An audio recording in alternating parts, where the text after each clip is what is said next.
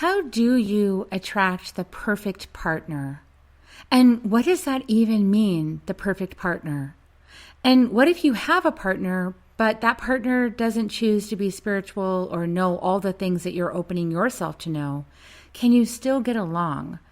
Well, we're going to have answers to all those questions today. We're going to be talking with Monique Chapman, who is a master energy healer and an intuitive consultant. And she's the founder of Healing Visions Ministries, and she helps people to figure out how to get those relationships. Join us to find out more. Soul Nectar Show, the Soul Nectar Show. You're invited, delighted to discover who you are.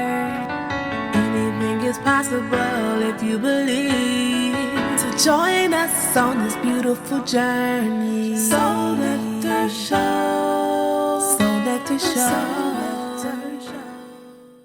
Well, hello, welcome everybody back to Soul Nectar Show, that show where we talk about all things essence, where we gather around the fire and we share our stories of connection to that which is greater than us, to make mystery beyond the veil, to those synchronistic moments that lead us inexorably towards a deeper understanding of ourselves and this thing we call life. I'm your host, Carrie Hummingbird, and I love having these conversations week after week because you just never know what we're going to be talking about. And we find out in the moment, which is really being part of the mystery. And today we're going to touch on relationships, that R word that is really hard for a lot of people, especially that most intimate relationship, your partner, your sacred partner, your husband, your wife, your person that's closest to you. And how do you keep that alive? How do you keep that sacred? How do you keep that respectful and loving and kind? And how do you stay interested in a person? Well, today we're going to have on the show Monique Chapman, who is a renowned international intuitive consultant. She's a master energy healer, and she's been married for, I think, 38 years, something like that. 48 years? 48.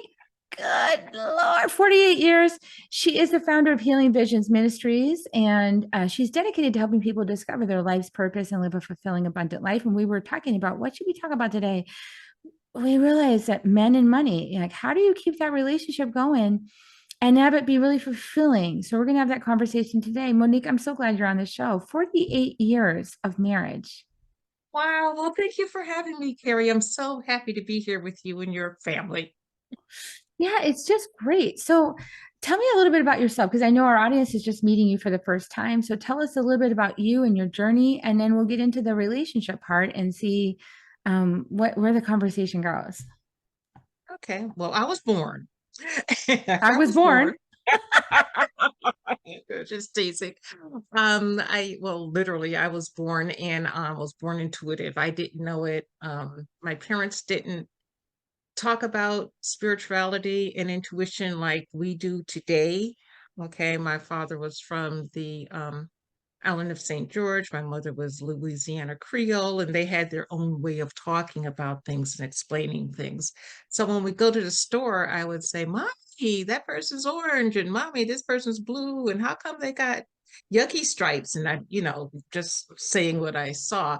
And so they started teaching me how to understand what it was that I was seeing.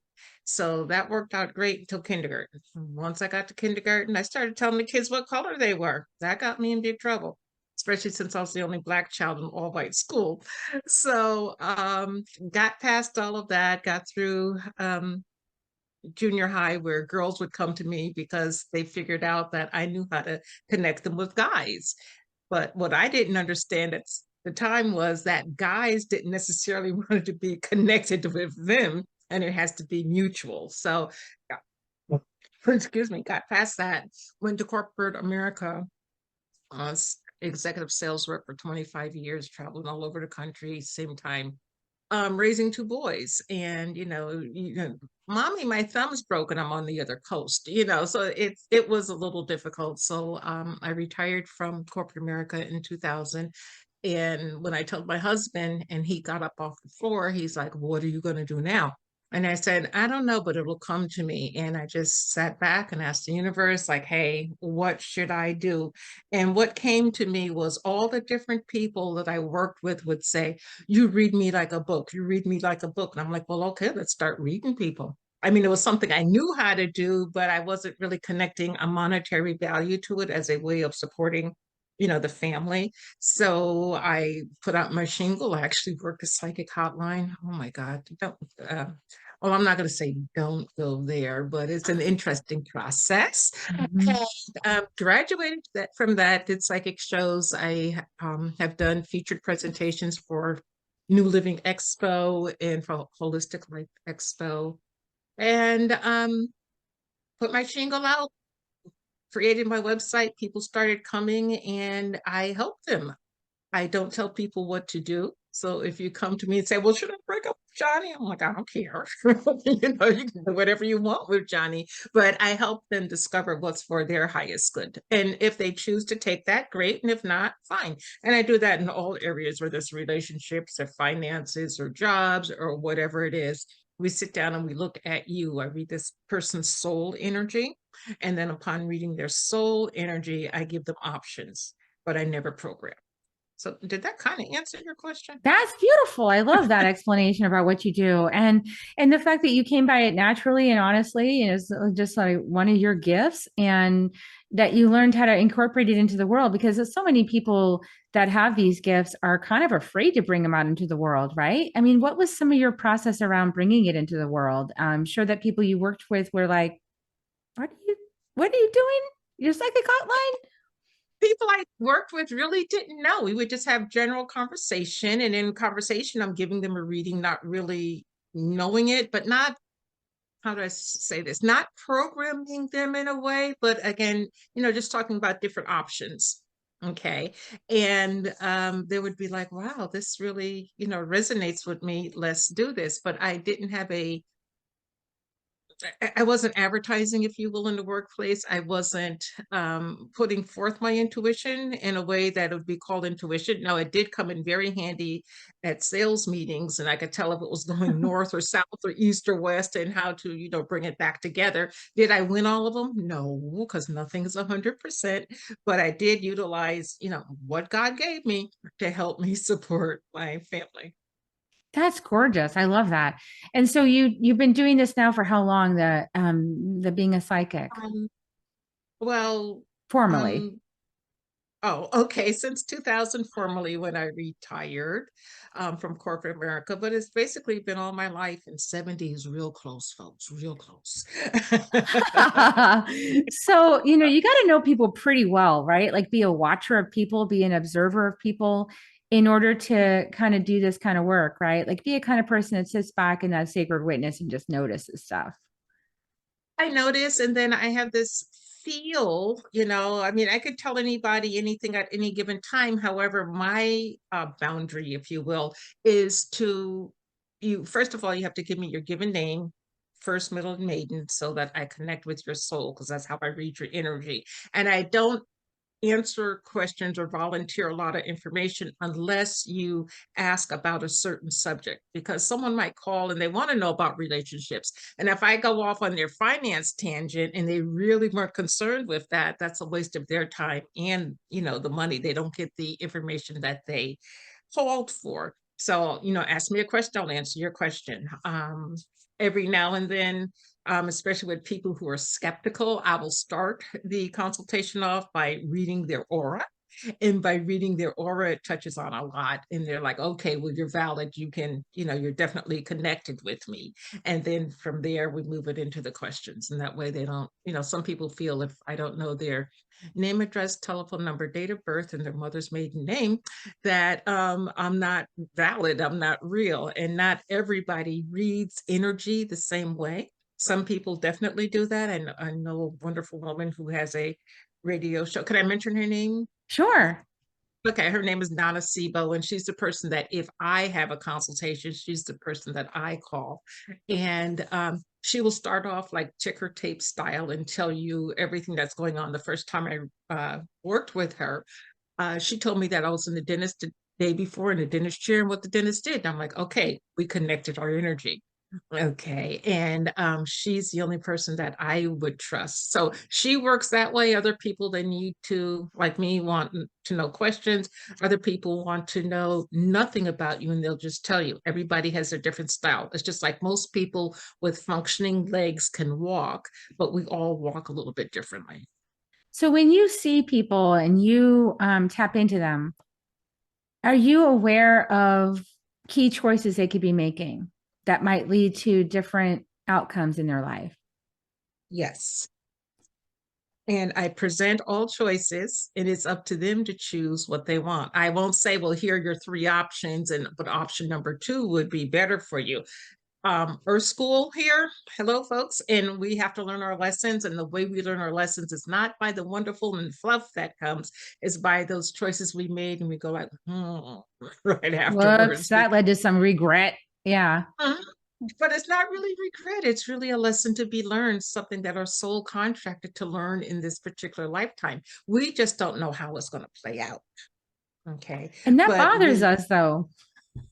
because we want everything, at some point in time, and I don't know where it was when spirituality really came to the forefront, people had the idea that if you're spiritual, everything is lovely, dovely. There's just wonderful, high vibrational angels all around and everything is, just cool.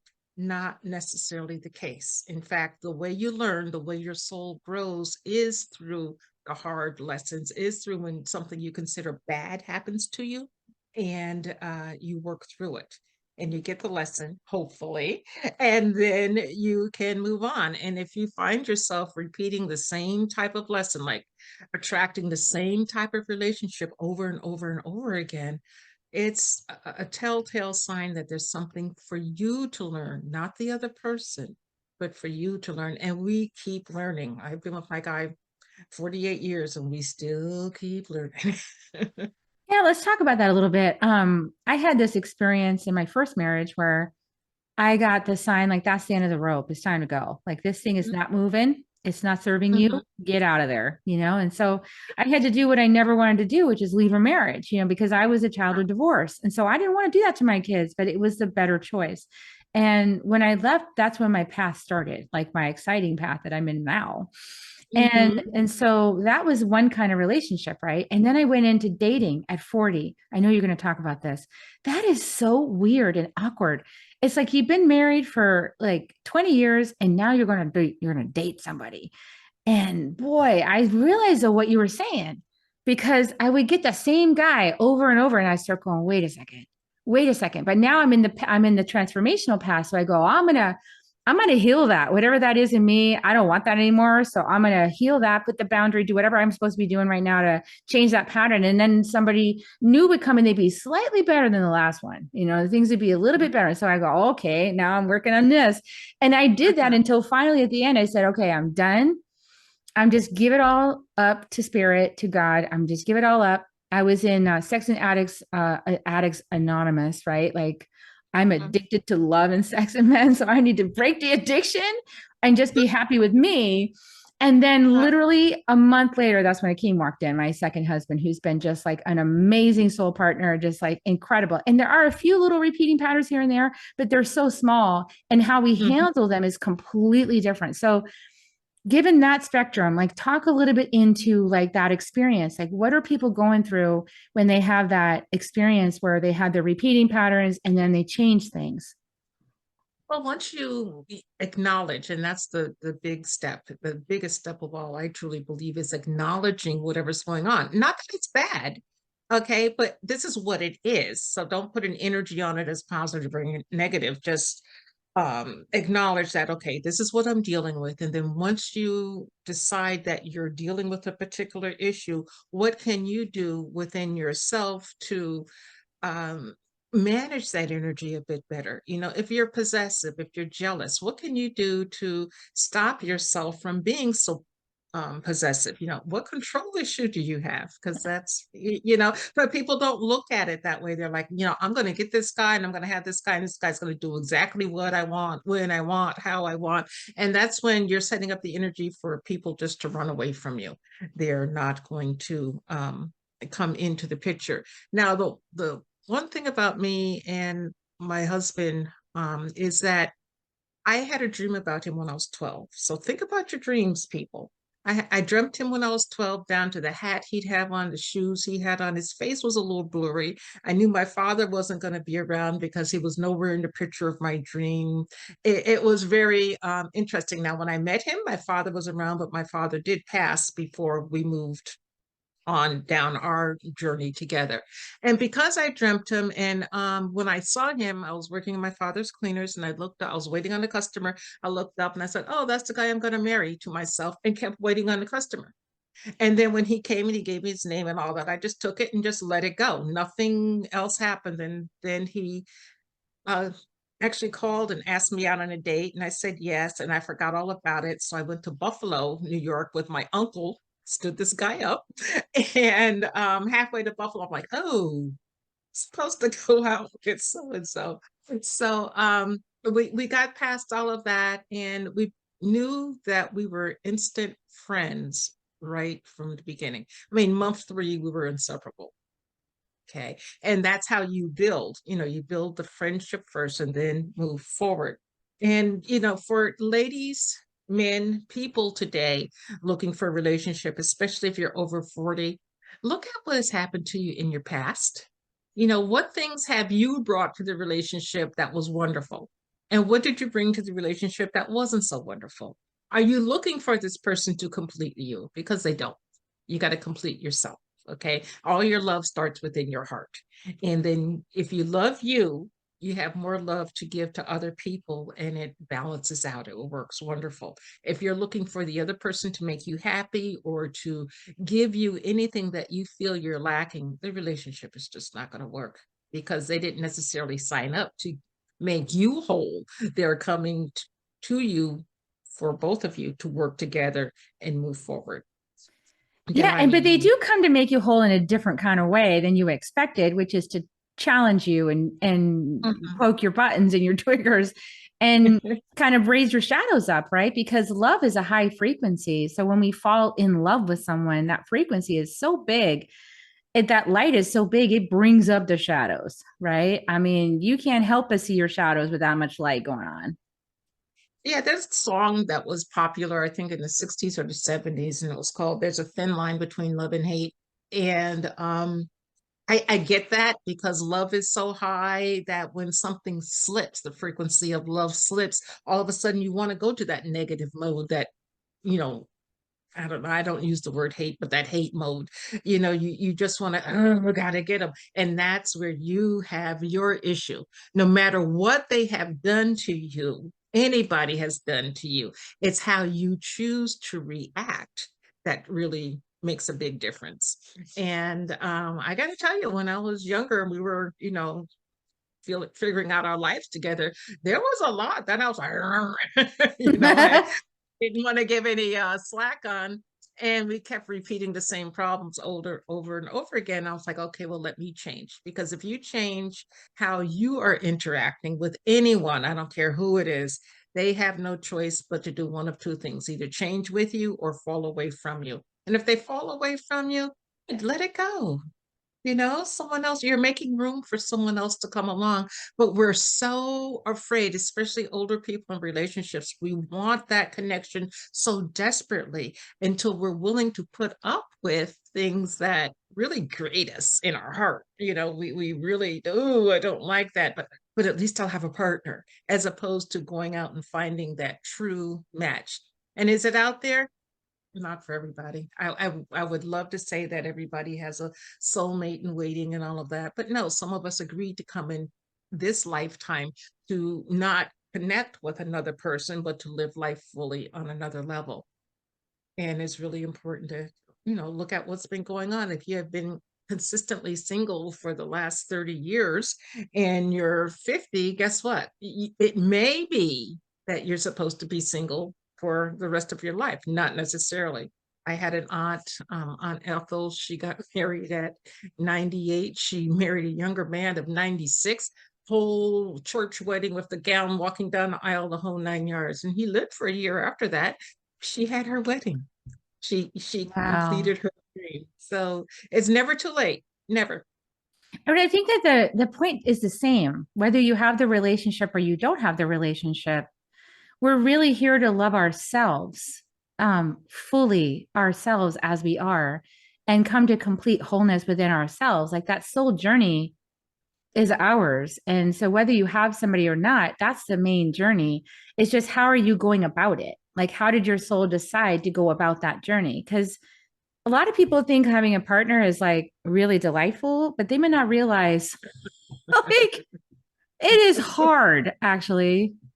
it Mm-hmm. it's wonderful and it's terrible. It's wonderful because when you get that love connection and that deepening, it's like so wonderful. But then also it raises up triggers, so you're on your toes. Like you were like, okay, that's my stuff, that's your stuff. That it's a self mastery game. I think it's a lot of self mastery. Yeah, it's definitely self-mastery. And, my opinion is that when we come into Earth School, we come in to learn the biggest lesson of all, and that's unconditional love. And unconditional love starts with self. I used to be a skinny mini girl. I mean, when I was younger, I was modeling, and they billed me out as Black Twiggy. Now they could bill me out as Big Mama. And, I don't, I haven't really, and this is God's honest truth, folks, I haven't settled yet with Big Mama Mhm. because my mindset is Black Twiggy. Okay. So there's part of me that I'm not even loving.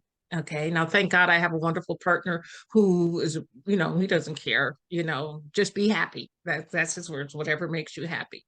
So thank goodness I found someone who can accept me, whatever phase I'm in, and then, kick me in the butt when I start my, I'm not size two anymore. And he goes, yeah, but that's not what I fell in love with. I fell in love with you. So once we can get to the point of loving ourselves unconditionally, then that opens the door for a lot. And it's still a lesson, if you will. It's still a challenge. Okay. Because something is going to pop up for you to question your unconditional love for yourself. It always does. I look at it this way: the universe loves to screw with people. They test. You give you something and test, give you something and test, always poking that little button there. And it can be challenging, or you can say, okay, well, it's time to take a look at this. Yeah, and if we own our own realities, like our curriculum, like and stop projecting things outwards, which I was projecting all over the place in my first marriage, but I didn't know I was doing that. I was being a victim, and I Mhm. was on the victim corner of the triangle of disempowerment, and he was my perpetrator. And then he would say I was his perpetrator and he was the victim. I was like, no, I'm the victim. I'm on the victim corner. You're not, you're the perpetrator. And Mhm. so we just argue all day long over who was the victim and who was the perpetrator. And so that was a big wake up call for me when I left that marriage, was like stepping into self responsibility, that it was my life and my choices. And those were my shadows I was projecting out on other people. And those were my things to own, like how to bring love to myself through those things, how to bring love to other people and see them clearly, right? Through that smoky mirror. And now this partnership I have is very responsible. We have a lot of responsibility and respect for each other Mhm. because we each do our own work. And it might take a little bit to work through something because we have to go off and look at ourselves and then see what part was mine, and then come back together. Is that kind of what you and your husband are doing as well? It's part of what we're doing now. I got to tell complete disclosure here. My husband's not into any of this. Okay. He will listen when I'm working with people. He will listen, so he knows how to do a whole lot of things because he's heard me say it over and over and over again. But as far as being into, spirituality, metaphysics, no, he's straight up Catholic, and, that's him. That's what he wants to do, and that's what he wants to be. So he doesn't always understand where I'm coming from because I am speaking to him as if he's in the circle. Okay. So what we do is I will come to him and say, when you do this, I take it as this. This is how it makes me feel. And then he would put the blame right back on me. Well, stop feeling that way. And I'm like, no, no, no, no, no. You're contributing, I'm contributing. So what am I doing to you to force you to respond to me in a certain way? And then I would adjust that. And then over the years, he would adjust it. He would just start adjusting. But as far as, sitting and having a conversation with him, like, we need to open our chakras up or shut them down or this, that, and he hears none of that. None. But in a really interesting way, Monique, it's like that is a testament, your service to the collective, that you can have a successful marriage and you can have a successful life and be happy and love yourself, even if your partner's not doing it with you. Because a lot of people have this idea, like, I can only have that great relationship if he's also working on himself. And since he's not, it sucks. And so I can't Yeah. be with him. Like a lot of people come and say that kind of Mhm. stuff. And Yeah. I used to think that way too, but I see now that this is a level of mastery actually could be applied, and sounds like what you're doing. Yeah, it's truly working on self. And, I actually, in some ways, of course, I wish he was with me more on the spiritual level, but he's not. So I get to walk away, if you will, or put spirituality aside, if you will, and come back to his world or real world. Because, it's important for me anyway to have one foot in spirit, one foot on earth, and I can juggle back and forth. So he keeps me grounded. And sometimes it can be harsh. Okay, like I'm like, where'd that come from or whatever. But then again, choosing how you react. Okay, so what was his intent? And then I figure that out. Or sometimes I'm just barking right back. And I'm human. But it's about honoring the person, knowing where boundaries are, not poking the bear just for the sake of poking the bear. Okay, if you got to poke the bear, what's the reason? Why? And then learn from it. And then don't drill, with the pointing of the finger. Oh, you have to do this. You didn't do that. You. No, turn that you around and look at me. How can I change this situation? We went through a rough time back in 80. Now, how old was it? It's been like 95, 96, somewhere in there. And I mean, 2 months, we didn't say a word to each other. Okay, we worked with the kids and everything, but we didn't say a word to each other. And I'm like, okay, this has to change. And nothing that I was doing was working. So what I did was, and ladies, pay attention to this because it does work. And guys too, I guess. I rented a hotel room that had jacuzzi in the tub, had room service, so I didn't have to worry about food. Was worried about my kids. So I got an adjoining suite next to theirs. And I mean, next to ours. And I brought foods that we like and other things that we liked. Plus, we had room service. And I just made it a weekend of love, sex, actually. But, that turned things around. I didn't discuss anything. I didn't point any fingers. It's like, no, let's just call a truce and move forward. And we both were able to regroup. And from that regrouping, we just moved forward. Now, did we talk about what got us to that point right then and there? No. But within the next 3 or 4 months, we were able to gently let it out and clear it. So that cleared, and we've never gone back to that particular space. Yeah, see, that's beautiful. That's a testament to the power of love. And when you let love lead, miracles happen like that. The slate is cleared and you can move forward in a new way. And then those shadows just kind of dissipate on their own when there's enough love in the space.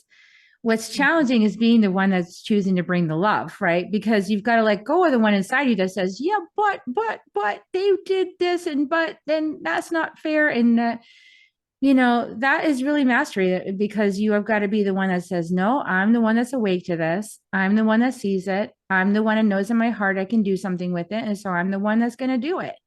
And that's that art of joining. They talk about in the Gene Keys, the art of joining with the other person, not arguing anymore, but joining. Mhm. Joining and just, fully accepting, because I mean, we're all flawed in some way, and if you think that you are so much better than someone else, you need to check again. A lot of us are still stuck in ego, where, the ego says whatever, and it's important to have ego. Ego serves a very good function. It keeps us here on earth, okay, but it's not necessarily good to let the heart and ego get together, because ego will win and things go amok. So if you just come from heart centered, yes, wonderful changes can happen. Yes, you could have a lot of love.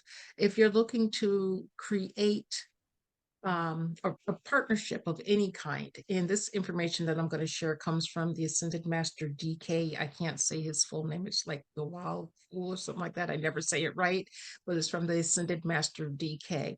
And you create a list of 150 qualities you want in a relationship, no matter what type of relationship it is you want, but make sure you're clear with the type of relationship that you're looking for.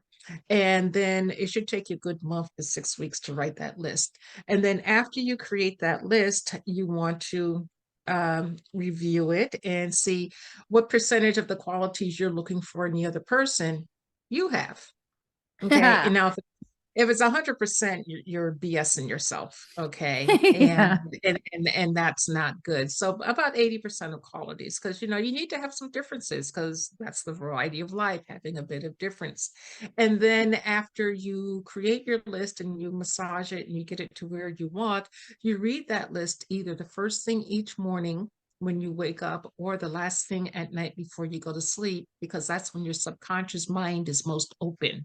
And your subconscious mind is where we create, and we put the energy out there, and it'll go and find us what we're looking for and bring it back to us. But it would need to be what we're looking for. I did a list a long time ago, and I got everything I wanted on the list, but I wasn't clear about drugs, and I wasn't clear about smoking, and the person did drugs and they smoked. So I had to let them go because that bothered me. Not, no shade, no judging, but it just wasn't on my path. So I let them go, did another list, addressed that, and then, things work out just wonderfully well. If you do the list and you're earnestly doing it either in the morning or at night, you will receive what's on your list anywhere between 3 months and 18 months. I have a girlfriend who's a fundamentalist Christian, not my life path, but she wanted a guy and she was willing to do this. She met the guy at church. They've been married 7-8 years now. So, it will work if you do it. But again, if you don't believe in the BS, and that BS is belief system. If you don't believe that you can create whatever it is that you're wanting, guess what? Doesn't happen. It won't materialize, because the universe is saying, well, you really don't want that. So It's so powerful. I actually did something similar when I was dating all those men, as I started writing down what I actually wanted, because I would date these guys and I'd be like, that's not what I want. Like, I don't like this, I don't like that. And then I would write down what I actually wanted. I made this whole list and then I forgot about it. And after I met Akeem, because you have to kind of let it go, right? You have to I just gave up. I was like, well, screw it, whatever. Here's my list and I don't whatever. I just let it go. And then I was like, I'm just going to live my life and enjoy my life. And then he showed up and I pulled that list out and I was like, you are this list. But I had this similar realization along the way of making that list. I had one of those voices too, whispering to me saying, what with that guy you want, does he want to be with someone like you are right now? Because he's like that. Does he really want to be with you like you are being right now? Because you're doing this and you're doing this and you're doing this and you're doing this. And that's not in alignment with him. And I was like, oh, I see how this goes. Like, I need to become the person I say I want to receive. And then he'll like me. He'll be attracted to me. He'll magnetize to me. I see how this goes. It's all about whatever you are up against in the world. It's all about you adjusting how you're looking at it, how you're acting because of it. Your reaction is all about you in that sense. Okay. For you to work on yourself so that you can let go, release the blocks. Okay. And then entertain the energy to see if it's something you really want to play with. And sometimes it's no, and that's okay. And you just let the person know, hey, you're a nice person, but we're just not a match. Be honest up front. And be honest up front. And people, men and women, don't connect with the other person just for money. Okay. Most of the time they don't have it. It's a bluff, especially if they're talking, first, second date about, oh, I'm so this, I'm so that, no, let it go. Find that natural energy between the two of you. And, if you see the red flags, let them go. It sounds as contrite as it sounds. There's other people out there.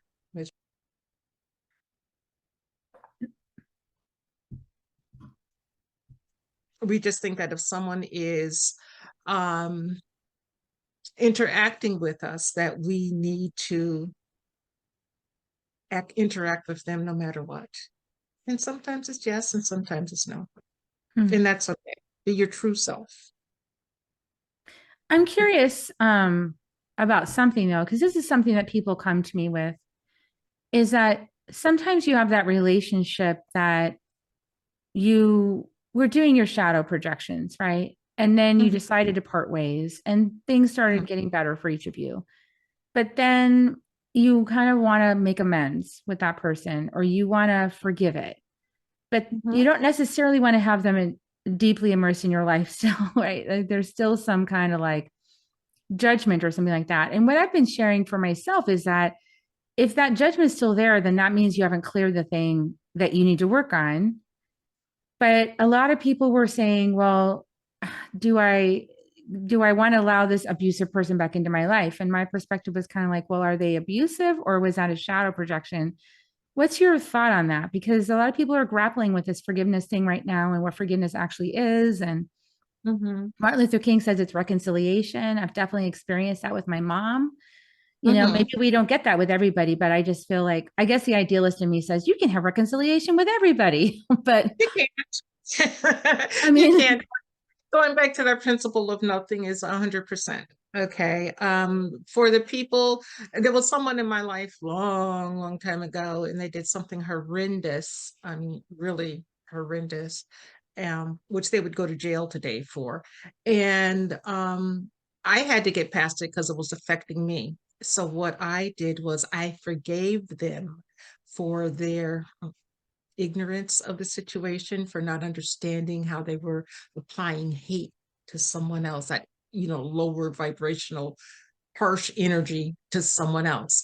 Other people I've just said out loud, so and so, I forgive you, and I let it go. For me, forgiveness is for the self. I've forgiven. I've released that energy. I let it go. Now, if they want to accept it, either um, truly in person or just energetically, great. If they don't, great. I don't believe that you have to have them back in your life, because if they did something so egregious for you to stop talking, stop communicating, kind of shush them out of your aura space, so to speak, and they come back, it is it's not that necessarily they've grown or you've grown. They're just kind of come back, stick it to you yet again. So I just, forgive. And forgiveness doesn't mean you have to play with them in the same sandbox again. Forgiveness is you can forgive them, you move on, they can do whatever they want to do because that's their issue, not yours. And you just find more people who are in resonance with you to play in your sandbox. And then that person that you had to forgive just doesn't have any room. But just speak it verbally. It doesn't even have to be to their face. And if somebody did something so horrendous to you, why would you want to necessarily get in their face and say, I forgive? It's just energy travels. I forgive you. You ever think about when something goes wrong in your life, and you may have done something inadvertently or on purpose to hurt somebody's feelings, and something else goes wrong? You're like, oh, okay, I know why this karma is coming to me. If you ever had that thought, same thing with, forgiveness. The person will get it or not get it. And it's okay. You can only be responsible for what's in your heart, not for what's in their heart. You just can't. that's the hardest line I found to toe in relationship is to do my inner work on something, come to forgiveness of myself and the other person. Because I've definitely been one of those people that have done hurtful things, just to stick it in, because We when I all, was unconscious, we all know. I've done that, and to, understand why the person is maybe not wanting to reconnect, right? Or to forgive. Mhm, And in the sense of forgiveness that I'm applying, which is the Martin Luther King kind, you reconcile and you're just like, it's not even a thing anymore. It's done. mhm. You move on, and the most difficult part for me is to hold that door of forgiveness open and just let it be there. Like just forgave it. I just leave the door open, but I don't expect anything. And I just live my life. Why do you leave the door open? Well, because I am open to I'm open to reconciliation. But if the other person's not open to it right Doesn't that leave now, something hanging? it I does mean, kind if of you feel like forgive it and you leaves it close the hanging. door, If you forgive and you close that door and you move on with your life, if they ever are in the energy of forgiveness toward you, wouldn't you think that you two would find your way together and that I conversation would see what you're saying. So like it's almost like they knock on the door and say, "Hey, I changed my mind," or "Hey, I'm ready happen? now." Yeah, Yeah, okay. Yeah, I can see that. and then you're like, well, no, you may be ready, but I'm not willing to play, in your sandbox anymore. And you're just very clear about boundaries. To me, forgiveness has a lot to do with boundaries, because if you forgive someone who's done something egregious to you and you let them back into your circle and they do it again, that's your fault. Okay, because you open the door for them to come back in, where they did something horrible, Johnny, I don't like what you did to me, but however, I'm going to forgive you. It's off of you. You've released that energy, and then Johnny can figure out what Johnny wants to do. And if he, decides to have a conversation, forgive, fine. If he decides to hold on to that energy until his transitional day, fine. That's his problem, not mine. I see. Yeah, that makes sense. That makes So, sense. It's really like having extremely good boundaries around self-care and your personal soul work and doing your piece up to the line of the fence and then no mm, more. It's like I've swept my entire yard. Like you don't need your neighbor to come over and say, "Oh, that looks really good." You're like, "No, I did my thing and I'm done." finished. That's great. Well, so good boundaries then being a really important part of relationship and your relationship with your husband, I can see. Is there anything else you want to share with people on our way out of this broadcast? Because we're about to close and I know I've enjoyed all your tips. Is there anything else you want to share with the audience? Well, first of all, Carrie, thank you so much for having me on the show today. And please check her out on my show, Get Over It podcast. She did a fantastic job, and I absolutely love your energy. Thank And you. you're welcome. I would just like people to decide at a very basic level that you're going to be yourself, whatever yourself is. Carrie and I are two great ladies, but we're not twins. We're not the same. We can learn from each other. We can grow together. We can be opposites even and still go down this path together. So figure out what it is that makes you tick. Okay. And let everybody else tick their own different way. And as you do, you'll find that this world that is in such turmoil right now will come back more to harmony. We've got, very interesting 3 years coming up, and the light beings are going to be working very, very, very hard to keep light on the planet and not let the darkness take over. So do your civic duties. Okay, because that's why we have them. Earth zone free will. Okay, that's why we have them. And live your life, be a participant, and as you're a participant in your own life, you will be amazed at how everything comes your way eventually. Now, if you have 2 cents in your pocket now and you want to be a zillionaire next week, not happening. Okay, and even if it did happen, you can't handle it because you don't have the mindset to work with that amount of cash. But baby steps, baby steps, baby steps. And we all have a lot to learn. Even if today was our last day on earth, we still have a lot to learn. Every time you take a breath, you have the opportunity to learn. Oh, I love that. Beautiful, beautiful wisdom. Thank you, Monique. You're Now, welcome. I want to encourage everybody, please share this out. Yeah, and I will put a link to Monique's podcast and our episode over there if you want to go have a listen. Please share this out, like, subscribe.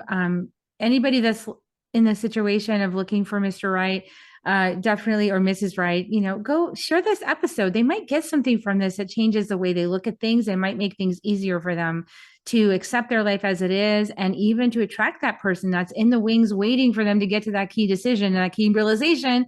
This might be the thing that speeds it up, so like please share it out and like and subscribe and all that. And we're going to give kisses, so I give kisses. Monique, you're welcome to join me giving everybody kisses. Here they come, kisses from healers. What could be better than that? mm.